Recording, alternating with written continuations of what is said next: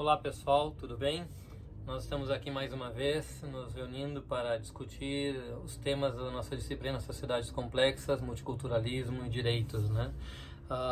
Uma questão fundamental para a gente discutir, depois de termos estabelecido nas aulas anteriores questões vinculadas a preconceito, discriminação, estigmas e educação para e em direitos humanos. É importante a gente refletir um pouco isso de uma maneira mais próxima da nossa realidade, do nosso dia a dia em tempos de Covid-19. Então, a proposta da aula de hoje é um pouco a gente fazer uma reflexão sobre Covid-19 e os impactos da pandemia na garantia de direitos humanos. Como a pandemia, ela interfere, ela muda, ela transforma a realidade de muitas minorias, muitos grupos marginalizados, muitas populações vulneráveis nesse momento de crise mundial, não só nacional no Brasil, mas de crise no âmbito mundial. 60 milhões de pessoas lá no início foram postas em confinamento bastante acentuado, extremo, na China, né? Não só a província onde estava a cidade de Wuhan, Hubei, mas outras áreas do entorno para evitar um combate efetivo da propagação da enfermidade. A Covid-19, como pandemia, como enfermidade, né, como morbidade, inclusive, ela é um fator gerador de mudanças em diversos espaços da vida humana. E queria destacar que, quem sabe, o grupo mais vulnerável nesse momento, a população mais vulnerável nesse momento são as mulheres, as companheiras. Todos nós temos mulheres nas nossas vidas, nossas mães, nossas avós, esposas, namoradas, amigas, pessoas de trabalho, professoras, colegas. Mas a gente não se dá conta, muitas vezes, que no âmbito da saúde, 70%, saúde e assistência social, 70% dos trabalhadores e trabalhadoras em saúde são mulheres, são mais trabalhadoras do que trabalhadores. Nós homens participamos muito pouco no âmbito da saúde e no âmbito da assistência social, da mesma forma que participamos muito pouco dos trabalhos domésticos. As mulheres, elas trabalham no âmbito doméstico 2,5 vezes mais do que homens. Nós ainda imaginamos, nos pensamos como pessoas que estão feitas e talhadas para o espaço público, um outro tipo de espaço que não está ajustado ao cuidado. E quando estamos no cuidado, normalmente os homens querem estar em posições de poder, de controle, como por exemplo a condição de médico e outras mais. Mas o sistema de saúde, ele não é feito só de médicos, sobretudo em muitas áreas, onde a maioria, áreas médicas, áreas de conhecimento da medicina, onde há uma concentração exacerbada de homens, né? Isso tende a mudar, esperamos que mude, como é necessário, mas para que isso mude, nós homens precisamos mudar, né? Tem um antropólogo francês chamado Daniel Welser-Lang, que tem uma produção bastante interessante sobre essa questão da masculinidade e da mudança comportamental, cultural que os homens deveriam e podem ter, né? Nós homens podemos mudar. O nome do seu livro, inclusive em francês, se chama Les hommes changent aussi, né? Os homens também mudam, né? Nós precisamos descobrir isso, porque agora, nesse momento da pandemia, quem está liderando, quem está cuidando, quem está protegendo, quem está salvando vidas, majoritariamente são as mulheres. Ao mesmo tempo, são elas que estão se pondo em risco. São as mulheres que estão pondo a sua vida em risco para proteger as nossas vidas, de homens, mulheres, crianças, jovens, velhos. Somos todos nós, muitas vezes, dependentes dessas mulheres valentes, corajosas, que assumem uma atividade que muitas vezes não é sequer reconhecida, que estão na frente de batalha, na frente de luta, na frente de guerra, nesse momento de controle e combate da epidemia, da pandemia. Meu obrigado a vocês.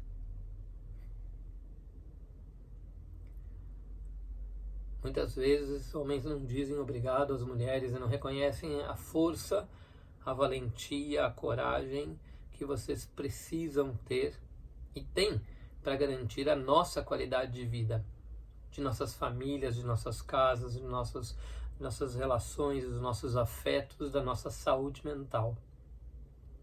Então, quando se fala em saúde, no caso a pandemia é uma questão de saúde, uma questão gravíssima de saúde pública, nós estamos certamente correlacionando com um conjunto imenso, vasto de outros direitos que devem e necessitam ser tratados, trabalhados no âmbito dos direitos humanos, né?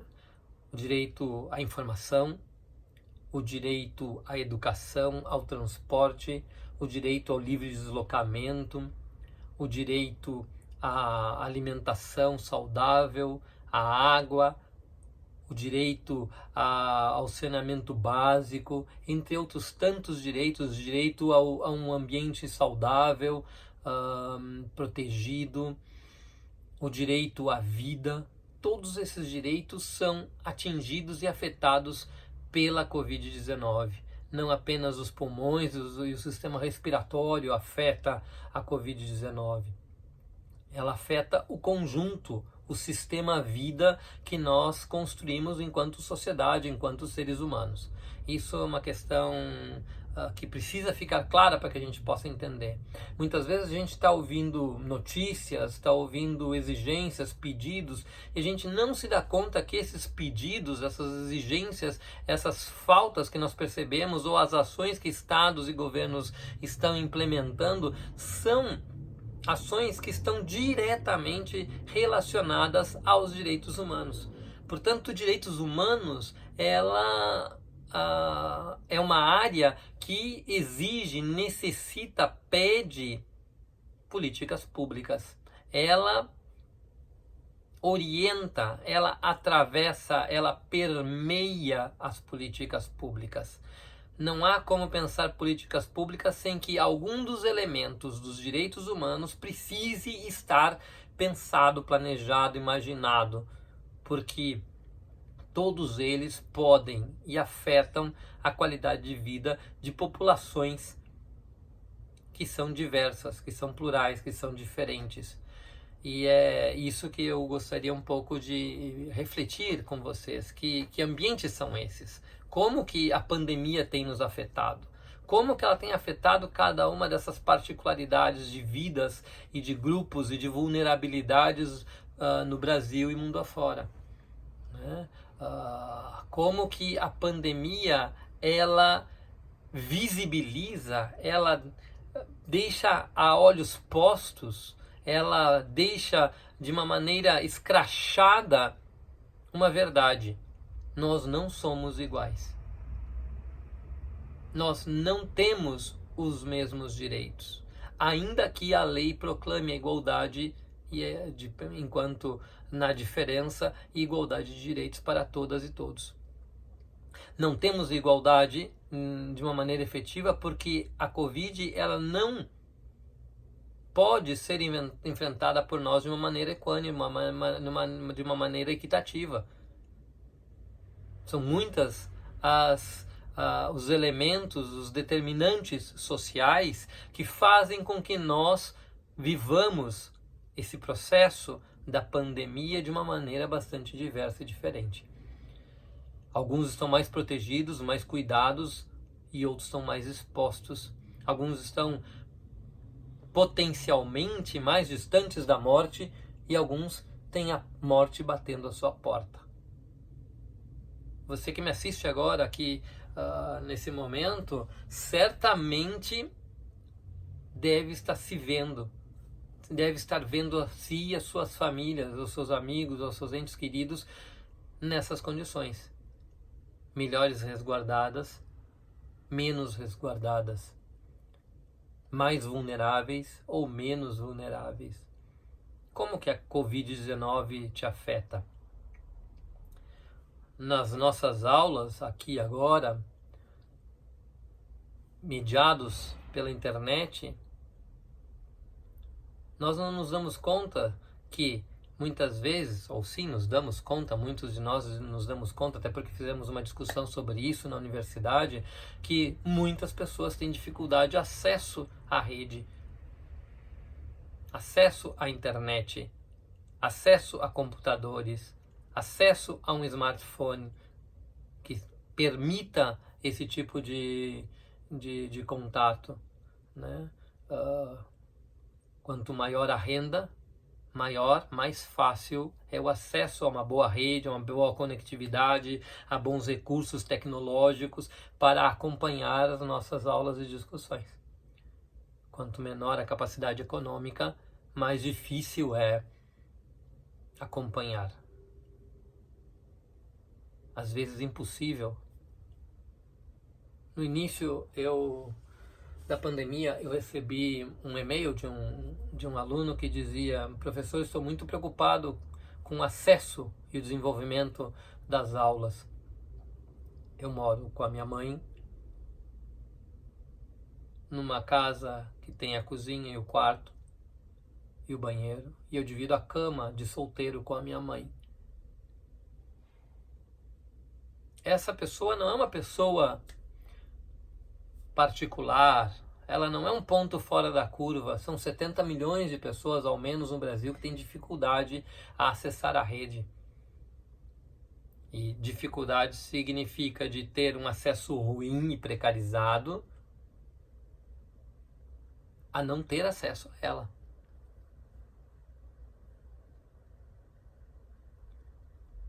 A Covid-19, nesse minuto, acaba de impactar no direito à informação. Um direito que está nessa discussão do que seriam os direitos de quarta geração. O direito à informação é uma questão, o acesso à informação é importante, é fundamental nessa sociedade tecnológica que nós temos vivido. Como bem lembra já desde os anos 2000, Manuel Castells, na sua obra Sociedade em Rede, né? É importante a gente pensar que sociedade é essa, que acesso é esse, que possibilidade é essa que temos, cada um de nós, de participar nessa situação de confinamento, de isolamento, que nós temos tentado, procurado viver para garantir a proteção, né? Nesse mundo da dificuldade do acesso às redes sociais, mais uma vez as mulheres elas ganham destaque. Numa situação como essa, muitas vezes elas, dependendo do lugar do país, lugar do mundo, das organizações que regem o modus de vida de cada uma das sociedades que compõem nossos países, isso pode ter um afeto. Mas no Brasil isso também passa, porque as mulheres muitas vezes têm o seu uso da internet, dos seus smartphones, os seus contatos mais controlados por nós homens, por pais, por irmãos, por namorados, por esposos, por companheiros, né? E muitas vezes o seu acesso, o seu uso é muito mais tutelado, muito mais cerceado, muito mais razão para que elas vivam uma segunda situação bastante decorrente da pandemia, né? Como eu disse, não são apenas os sistemas pulmonares, os sistemas respiratórios, melhor dito, o sistema respiratório que está afetado, mas há outros sistemas da vida que estão afetados. Esse sistema dinâmica da vida familiar, ele tem sofrido muito com essa necessidade para a proteção da vida, do isolamento, do distanciamento social. As mulheres têm sofrido mais.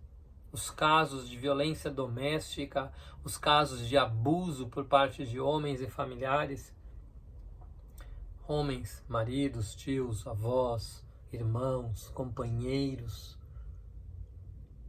tem se agravado. Essa é o direito à vida, né? E o direito à igualdade entre os gêneros estão expressos na Carta Universal dos Direitos Humanos. E nesse momento, a Covid-19, ela gera, em função das medidas protetivas, distúrbios nesse âmbito, no âmbito da vida doméstica. O aumento da violência doméstica e da violência de gênero é bastante grave, não só no Brasil, mas no mundo, né? São muitas as mulheres que estão obrigadas muitas vezes a viver mais intimamente com o seu agressor. Muitas vezes a agressão física ganha lugar a uma agressão que muitas vezes estava no âmbito psicológico, porque essa mulher está obrigada a conviver, a passar mais tempo em casa com este homem violento, esse homem agressor. Mais uma vez, a necessidade de pensarmos esses elementos, que masculinidade é essa, que educação é essa que nós passamos aos nossos filhos, que vida é essa que nós homens queremos viver. Nossa vida não pode ter o conforto baseado na violência da outra pessoa, da companheira que vive conosco, da filha, da esposa, da mãe, da avó, que muitas vezes sofre esse tipo de violência. Então, a necessidade de isolamento social tem transformado a dinâmica cotidiana nesses 2 meses no Brasil, que nós estamos aqui vivendo, enfrentando a Covid, desde que se declarou em 15 de março o processo de isolamento aqui em São Paulo, e datas diferentes nos diversos territórios que compõem o nosso país, nos diversos estados que compõem o nosso país. Há uma transformação da vida. Essa transformação da vida, ela precisa ser analisada, porque ela implica na transformação da capacidade do Estado e dos governos garantirem a proteção à vida dessas pessoas, a proteção aos direitos humanos. Essas mulheres que estão expostas a perigos como os perigos domésticos ou como os perigos do cuidado nos serviços de saúde, estão expostas a um outro conjunto de violência, né? Que é o direito, no campo da saúde, às condições de trabalho. As condições de trabalho têm se mostrado precárias. O exemplo de Manaus é gritante. A quantidade de corpos mortos ao lado de pessoas necessitando do cuidado.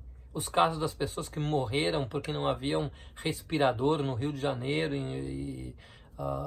a necessidade de criativamente encontrar soluções para a falta de EPIs, de equipamentos de proteção individual nesse momento, falta de máscaras, falta de respiradores, falta de um vestuário adequado que proteja esses cuidadores, essas cuidadoras que nós temos no serviço de saúde e de assistência social. E aí eu estou me referindo a cuidadores, a todo esse pessoal que trabalha em hospitais, em unidades básicas de saúde, em serviços de qualquer natureza de saúde, as residências de idosos, as pessoas que têm que estar na casa para o cuidado de outras pessoas que são contratados, os nossos conhecidos como cuidadores, mesmo enquanto profissionais, de pessoas que estão com algum grau de enfermidade, seja por alguma doença, ou seja mesmo por efeito da idade.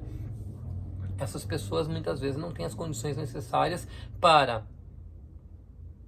cuidar de si mesmas. Elas têm que cuidar do outro, elas têm que se esforçar ao máximo para que esse outro tenha as condições de saúde garantidas, a sua vida protegida, mas não lhes é garantida as condições básicas, muitas vezes, para o exercício do seu trabalho.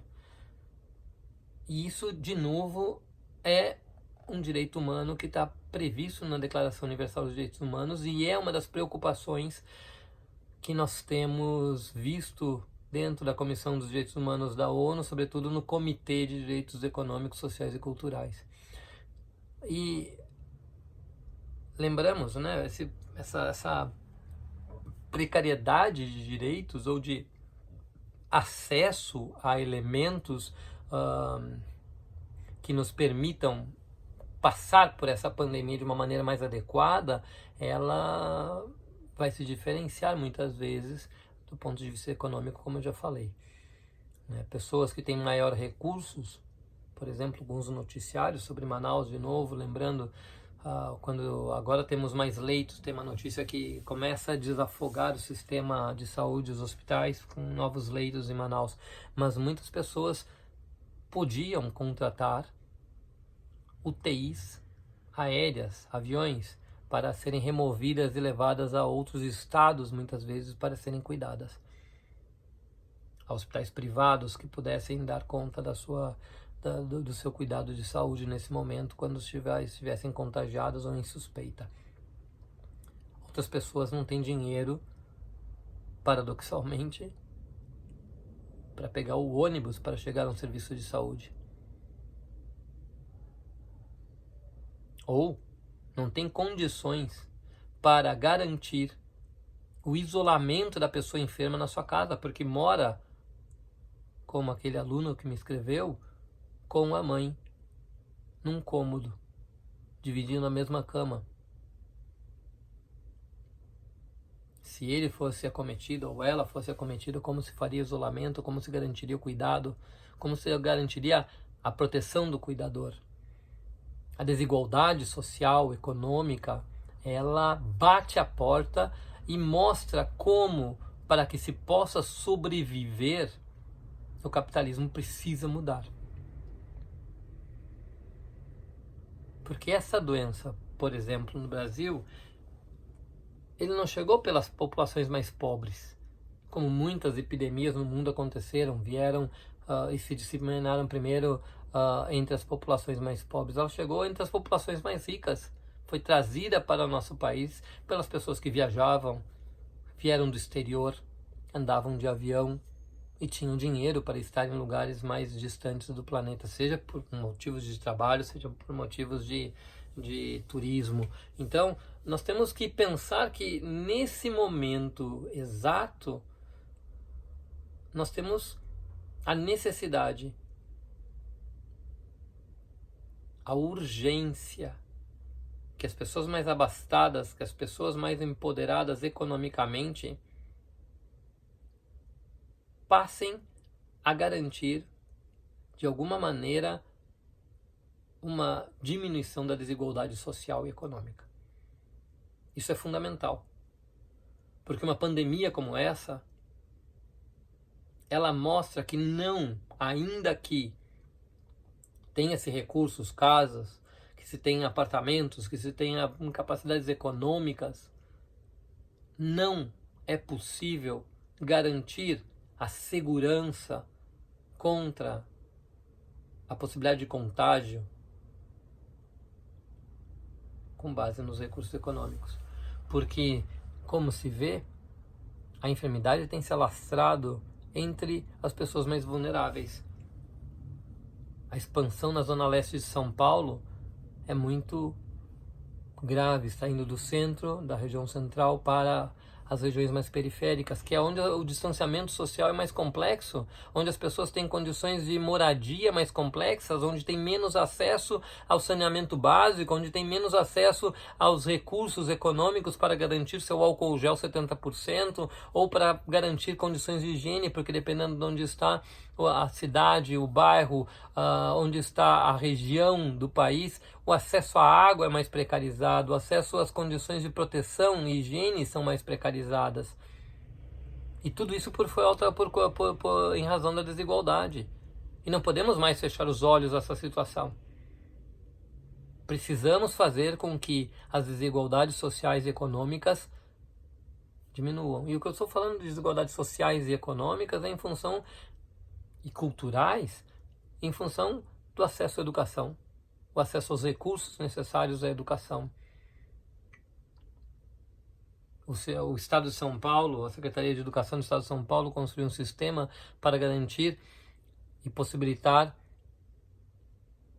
o acesso a um conjunto de estratégias educacionais online, à distância, para que os nossos filhos e filhas, os nossos irmãos, os nossos conhecidos, as nossas crianças, nossos adolescentes pudessem estudar em casa à distância. Um centro de mídias foi construído e muitas atividades estão sendo desenvolvidas aí. Mas não bastava ao Estado garantir os centros de mídias. Não bastava o Estado criar uma plataforma eletrônica. O Estado precisou garantir o acesso à internet, porque muitas daquelas crianças não tinham acesso à internet. Não um acesso à internet que garantisse a capacidade deles acompanharem cotidianamente as atividades educacionais no momento da retomada das aulas. Mais uma vez, se precisou fazer uma intervenção econômica em função das desigualdades sociais, das desigualdades econômicas. Mas como pensar a capacidade dessa criança que agora tem o acesso à internet garantido pelo Estado, tem um centro de mídias preparando material, tem professores trabalhando dedicadamente, se expondo para estar lá preparando material, tem as escolas procurando encontrar saídas pedagógicas e didáticas para poder fazer o seu próprio trabalho de acessar e aceder e cuidar desse, e educar esse estudante, essa estudante. Mas qual é a condição dentro de casa que essa criança tem para continuar estudando? Em que medida a falta de trabalho decorrente da Covid, quantas pessoas perderam emprego em função das empresas que precisaram demitir, que precisaram cortar porque não tinham condições de manter-se em função da crise econômica resolvida. Não é à toa que o governo Bolsonaro, de uma maneira atabalhoada, tem tratado o acesso a uma condição de renda que a ONU tem inclusive reforçado para garantir que esse trabalhador possa continuar sobrevivendo. R$600 não resolvem isso. É um placebo, é uma forma de compensar precariamente a falta do trabalho, mas a maior parte das pessoas que são dispensadas são as pessoas com trabalhos mais simples, com trabalhos menos elaborados, em condições mais precárias, com escolaridades menores e sem gorduras, recursos guardados para sobreviver numa situação de crise.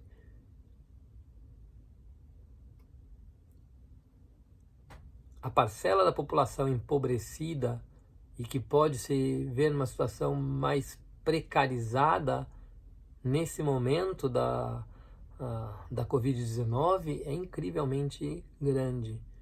E isso tem alarmado países. As nossas economias têm caminhado para retrocessos no crescimento, para situações de deflação. O mês de abril no Brasil já deu deflação. Negativo, né? Por quê? Porque nós temos tido uma dificuldade de manter o trabalho, uma dificuldade de manter o trabalhador empregado. Porque faltam políticas, muitas vezes, de trabalho, e o direito ao trabalho é um direito humano. O direito à qualidade de vida é um direito humano. Como garantir a qualidade de vida sem trabalho?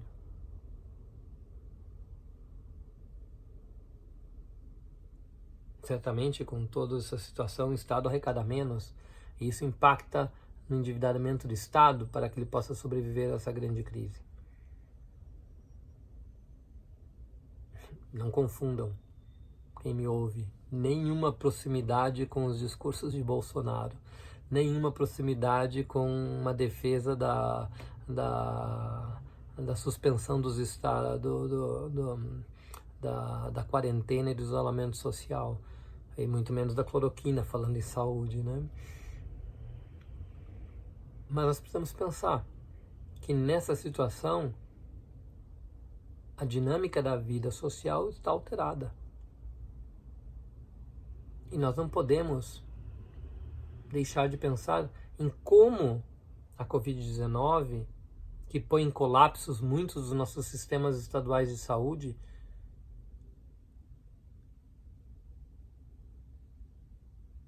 Rio de Janeiro, Amazonas, 2 exemplos. Pernambuco estava numa situação bastante alarmante. E estamos falando do estado de maneira geral, e muitas vezes o que a gente lembra são das capitais, mas como atender e cuidar em cidades onde sequer tem hospital, onde o hospital mais próximo está distante, onde os recursos de ambulância ou de capacidade de remoção de pacientes como esses é mais precarizado.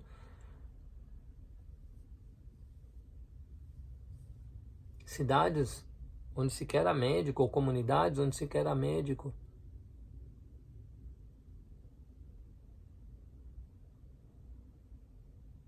Não é à toa que se criou já no governo Dilma o programa Mais Médicos, que foi bastante atacado no governo Bolsonaro em função dos cubanos. Agora os cubanos têm retornado, chamados por alguns governadores para poder prestar assistência, porque faltam médicos.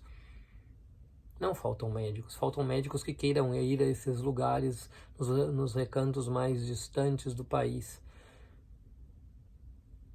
Direito ao acesso à saúde é um direito humano.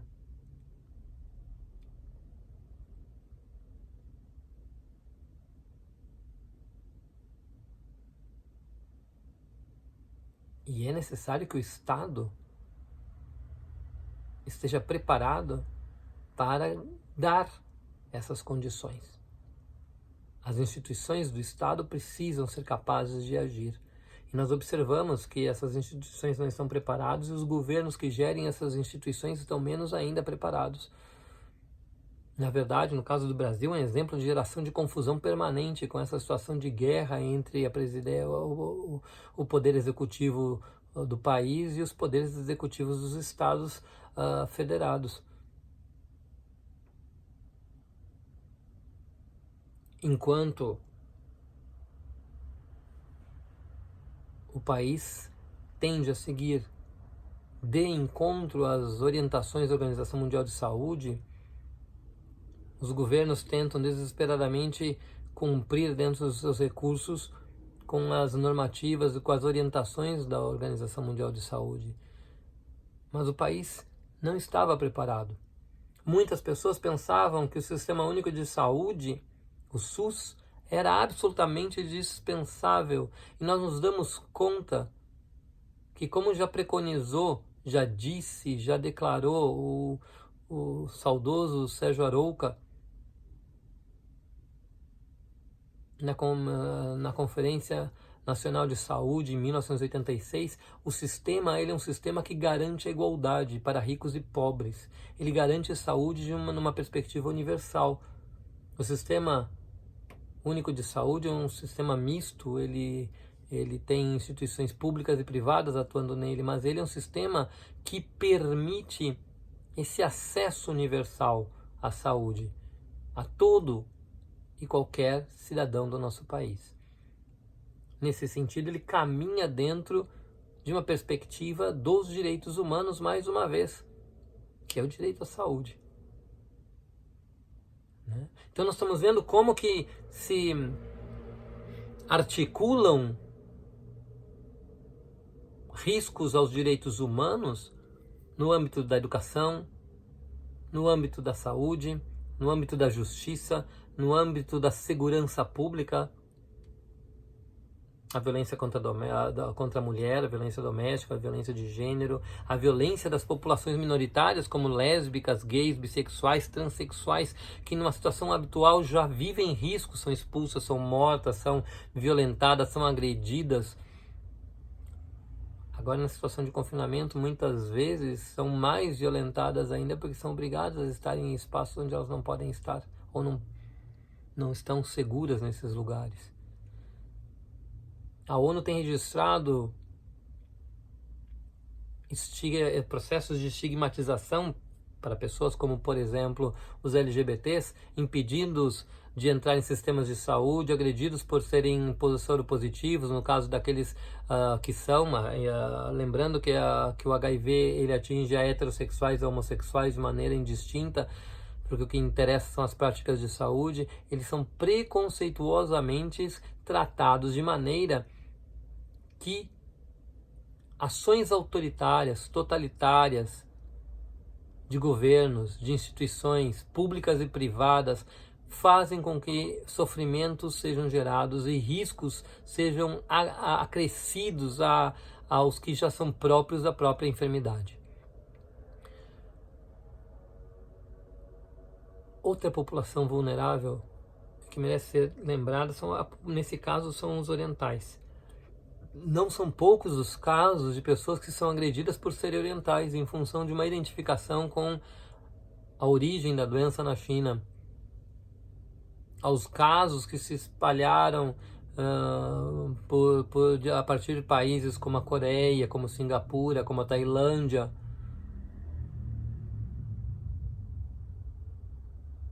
Nós não podemos deixar de pensar que o preconceito, a homofobia, a xenofobia, a transfobia, a misoginia,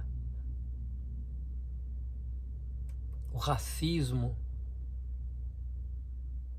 possam justificar ações de estados e governos nesse momento. Sobretudo aqueles que têm uma mentalidade mais conservadora, mais purista, que supõem que uma determinada parte da população possa ser mais pura, mais privilegiada. Os discursos conservadores, os discursos preconceituosos, nesse momento da pandemia, muitas vezes encontram saídas, encontram janelas preocupantes. E nós precisamos estar atentos, porque essas janelas, elas são aberturas que nós mesmos muitas vezes passamos e não nos damos conta, porque não fazemos a autocrítica, não pensamos quanto podemos ser um motor do preconceito, um motor da discriminação, um motor da violência.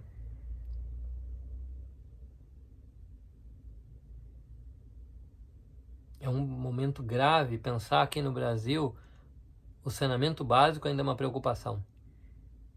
Uma cidade como aqui ao lado de São Paulo, como Guarulhos ou qualquer uma delas, os índices de saneamento básico, de acesso ao saneamento básico são baixíssimos. Algumas cidades não alcançam 5% das suas áreas com saneamento básico. 95% de cidades não tem nenhum tipo de saneamento básico. Esgoto.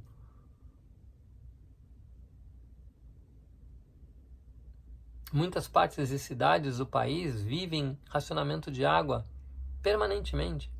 Não são momentos de seca.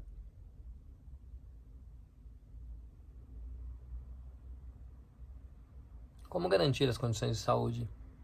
Se políticas ambientais que garantem os recursos hídricos, se políticas ambientais que garantem a proteção dos recursos hídricos, com a garantia do tratamento das águas poluídas,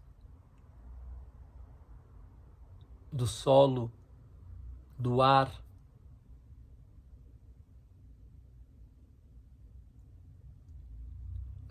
Tudo isso está imbricado, tudo isso está atravessado. Então a Covid-19, ela necessariamente vem a afetar não só o nosso sistema respiratório,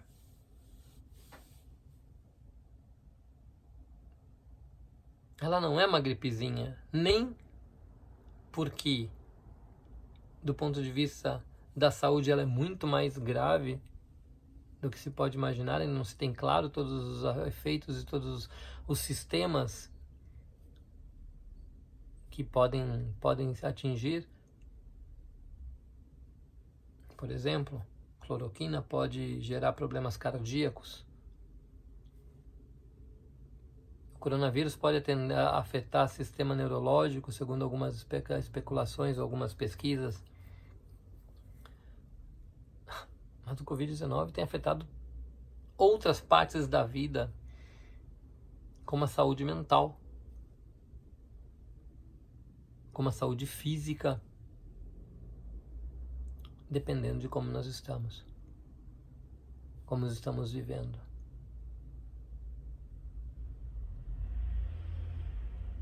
Em alguns países, as medidas de isolamento foram tão brutais que pessoas morreram para garantir o isolamento. Na China, por exemplo, tem relatos de pessoas que foram barradas a mudar, a sair da cidade para ir a outra cidade para receber tratamento de leucemia. Um rapaz com um problema de paralisia cerebral morreu porque o pai foi internado e não tinha quem o cuidasse. E assim sucessivamente. Um outro direito humano importante é o acesso à informação correta, à verdade, a capacidade de análise, a informação em tempo real, o direito à livre expressão, uma informação que não seja capciosa ou que não seja dúbia. São questões importantes para que nós possamos pensar efetivamente como que a Covid-19 tem nos afetado. Os caminhoneiros agora estavam preocupadíssimos com o rodízio, que ontem foi suspenso pelo prefeito Bruno Covas, porque não teria dado efeito no combate ao incremento do avanço da Covid-19.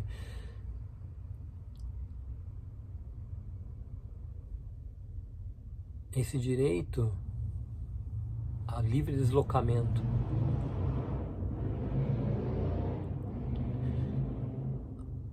o isolamento e o confinamento é um direito do Estado que tem que ser regulado por lei. Se nós observarmos, Estados democráticos, eles nunca impõem nem o isolamento, nem o confinamento de uma maneira por um período indeterminado. São sempre por períodos determinados e sempre com amparo legal. Um exemplo, estados de emergência ou estados de alarme, né, social. A Espanha tem decretado nacionalmente, muitos países fizeram, o Brasil não fez, Bolsonaro é contra, então ele não fez, mas muitos países têm feito, decretado no âmbito de todo o território nacional, estados de emergência ou de alarme, que são discutidos nos congressos, que são discutidos por períodos, que são negociados, se amplia ou não. Nesse momento, por exemplo, acaba de se ampliar mais uma vez o estado de alarme para preparar uma saída, já que tem diminuído os casos na Espanha, uma saída desse sistema de isolamento imposto pelo Estado, né? Por mais 30 dias. Vai se ampliar, não vai se ampliar? Depois de 31 de maio, se pode ir mais dias? Então, as forças políticas estão negociando. Em alguns países não se negociou, em alguns países o acesso à informação não foi possível. Na China, na Tailândia, médicos, jornalistas foram perseguidos pela forma com que se manifestavam e disseminavam a informação. No Brasil, nós temos um outro problema com a informação.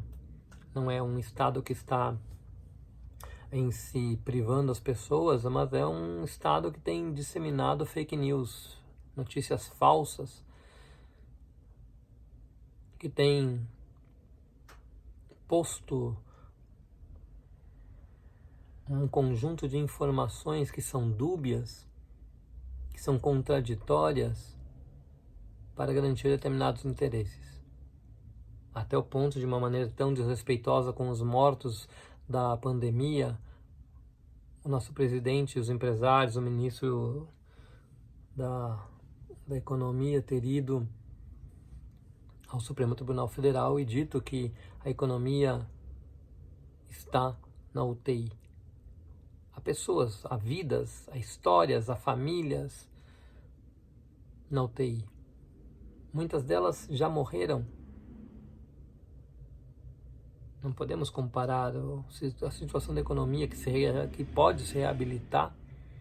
Uma empresa que fecha não é igual a uma vida que acaba, que se apaga, que se vai, que se esvai. por falta de tratamento, por falta de atenção, por falta de cuidado, por falta de trabalho, por falta de educação, por falta de equipamentos de saúde, por falta de leitos e vagas nos hospitais, por falta de profissionais de saúde.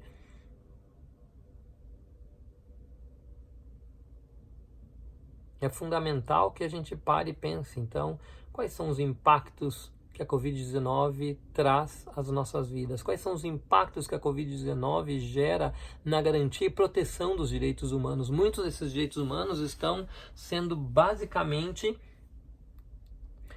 afetados por uma ausência de uma política estatal de proteção e cuidado dos direitos humanos. A nossa ministra, Damares Alves, inclusive nessa reunião, como tem noticiado aí a imprensa, essa reunião ministerial que está sendo avaliada e analisada pelo Supremo Tribunal Federal para averiguar se o presidente cometeu crime ou não de responsabilidade ao tentar interferir possivelmente na Polícia Federal, ela propunha que os governadores e prefeitos que impõem o isolamento social fossem presos. Como nós nos relacionamos com os direitos humanos? Que tipo de ação é essa que o Estado se permite fazer de modo a pôr em risco a vida dos seus cidadãos? Isso também é uma prática autoritária. Isso também é uma imposição totalitária dos seus desejos, como baixar o decreto que permite que cabeleireiras, que barbearias, que academias voltem a funcionar no momento onde é claro, é evidente que esses espaços são espaços de aglomeração. Um Estado e um governo têm o direito, sim, de garantir, de impor medidas restritivas a direitos, mas essas medidas têm que ser previstas em lei, têm que ser previstas e ponderadas com limitações. E é isso que nós temos vivido no Brasil. Ponderação com limitações. A prevenção à vida está no âmbito desse fechamento dos nossos espaços econômicos, dos espaços comerciais. Não estamos proibidos com um toque de recolher, com uma lei quase marcial, como aconteceu na China, ou como aconteceu em outros países de uma maneira mais forte, como a Itália, ou a Alemanha, ou a Espanha. Esse estado de alarme parece necessário porque o Brasil ainda pode viver um período bastante longo de ampliações desses tempos de quarentena, exatamente para a proteção. Tem sido difícil, por um lado, garantir que as pessoas parem. Algumas precisam do seu trabalho porque não tem outro recurso, porque o Estado não tem garantido esses recursos necessários para a sobrevivência das famílias. Os Estados Unidos tem sido um exemplo incrível de como as desigualdades sociais e essa situação do liberalismo tem ampliado e agravado a situação da pandemia lá. Já são 90 mil mortos nos Estados Unidos. E o Brasil tem crescido. O Brasil já está na 4ª posição com o maior número de casos, já está na 5ª ou na 6ª posição no número de mortes.